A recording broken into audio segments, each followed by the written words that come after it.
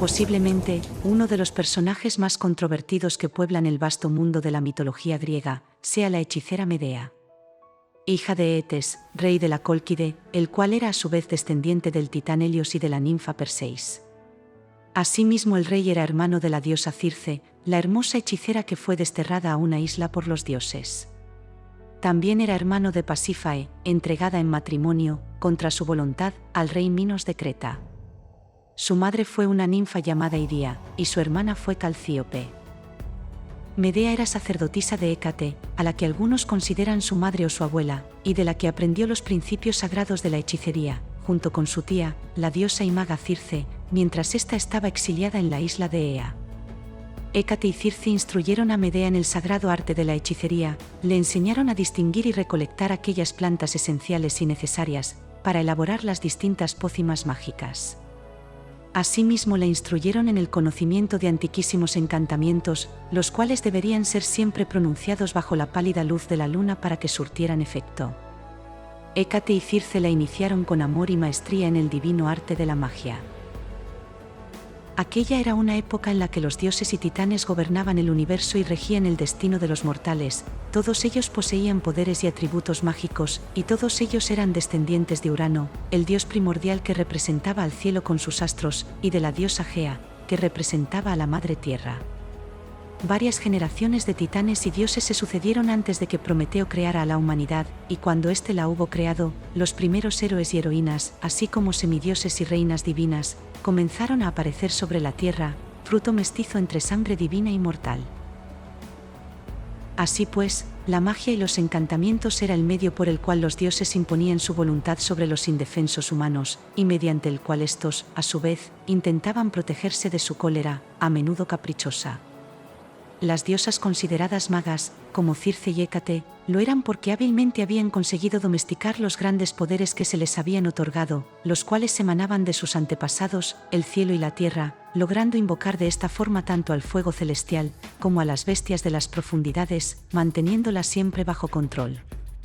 Ellas, diosas hechiceras de la luna, castigaban o premiaban con exquisita e impecable mesura la conducta de los humanos, y aunque severas en ocasiones, también podían mostrar misericordia, y solían mantener su palabra en las pocas ocasiones en que la otorgaban.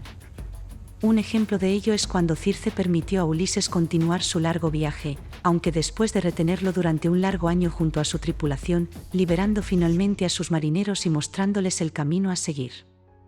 Estas fueron las enseñanzas y valores que infundieron Hécate y Circe en el espíritu de Medea, un gran amor hacia la humanidad y un temeroso respeto hacia los dioses.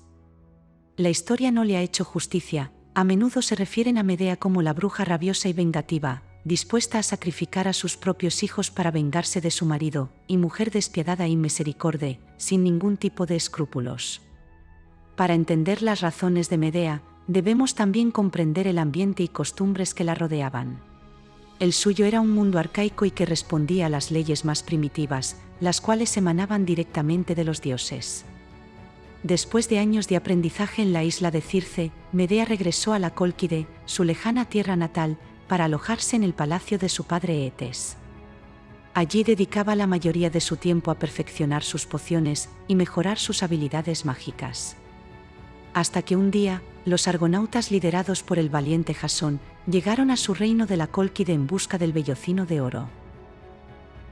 Las diosas Hera y Atenea protegían a estos expedicionarios, y le pidieron a la diosa Afrodita que les ayudara en su cometido.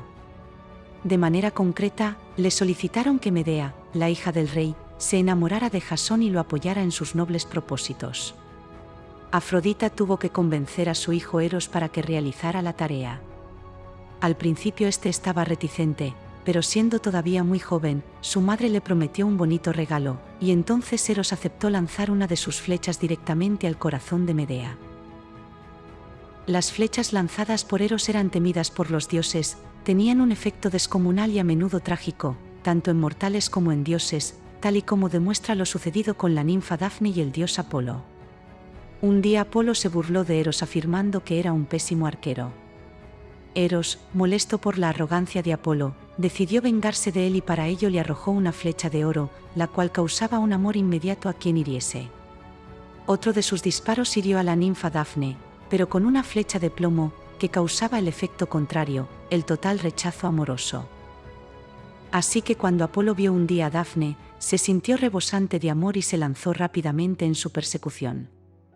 Pero Dafne, que sufría el efecto contrario, huyó despavorida de él. Dafne corrió y corrió hasta que agotada pidió ayuda a su padre, el dios Ladón, y a su madre la diosa Gea, quienes determinaron convertir a Dafne en laurel. Apolo se abrazó al árbol y se echó a llorar. Y dijo: puesto que no puedes ser mi mujer, serás mi árbol predilecto y tus hojas, siempre verdes, coronarán las cabezas de las personas en señal de victoria. Este era el poder que tenían las flechas lanzadas por Eros, quien las recibía estaba marcado por vida. Cuando Jasón llegó ante la presencia del rey Eetes para pedirle el vellocino, Eros ya estaba preparado y escondido tras una columna. Jasón pidió al rey que le entregara la sagrada piel, pero el soberano se negó, no le agradaba aquel extranjero insolente. Fue entonces cuando Eros disparó su fatídica flecha, y Medea, al recibir el impacto, quedó irremediablemente enamorada para siempre de Jasón, y no tuvo reparos en convencer a su padre, y ayudar a Jasón en todo cuanto pudiera necesitar.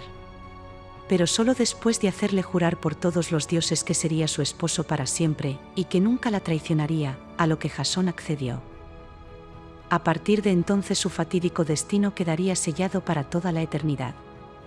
Al principio Medea vacilaba y titubeaba, se debatía entre el amor por un extranjero y el amor por su patria, pero al final eligió a Jasón, siendo perfectamente consciente de las consecuencias que sus actos tendrían, pero aún así decidió afrontarlas.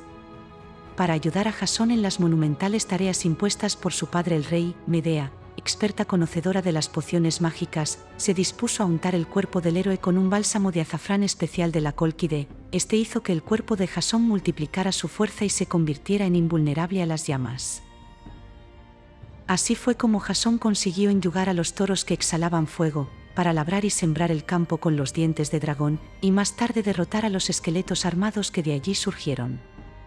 Pero el rey descubrió que su hija había ayudado a Jasón y montó en cólera. Aquella misma noche, Medea condujo a Jasón hasta el templo donde el vellocino estaba colgado de un pilar, al tiempo que entonaba un ancestral conjuro mágico a la serpiente protectora custodia del vellocino, mientras le rociaba los ojos con bálsamo de amapola, hasta que finalmente el sueño venció al animal. Entonces, Jasón robó rápidamente el vellocino y corrió junto a Medea hasta el Argos, donde esperaban ansiosos sus compañeros. Huyeron de allí a toda vela, perseguidos de cerca por los hombres de Eetes y su hijo, hermano de Medea, el cual tendría un trágico final.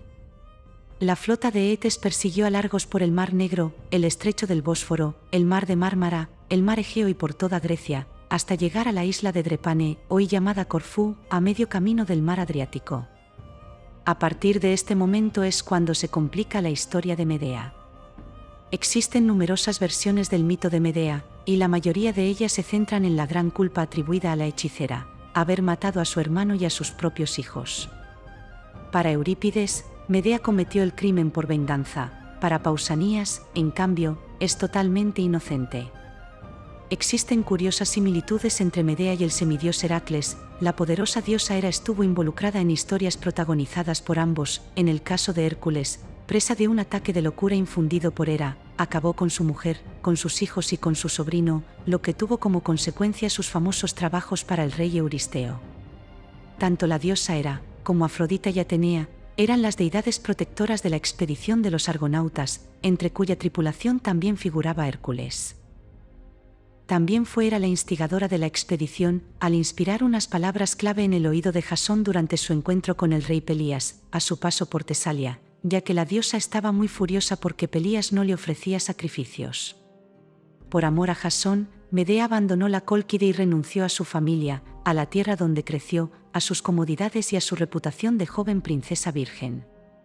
Medea se despojó de todos sus atavíos y vestiduras para convertirse en una esposa fiel, y solo pidió a cambio ser correspondida tal y como se le prometió, pero Jasón no estuvo a la altura, ya que la traicionó al casarse con la princesa Creusa.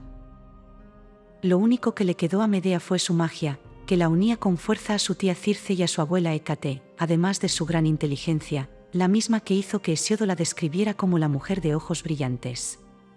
Lo más probable es que la auténtica esencia del espíritu de Medea fuera aquella que contenía la joven que aprendió con gran entusiasmo las sagradas artes de la hechicería, de la herboristería y de la medicina, infundida por la sabiduría de sus insignes tutoras, Hécate y Circe, durante su juventud, allá en la isla de Ea.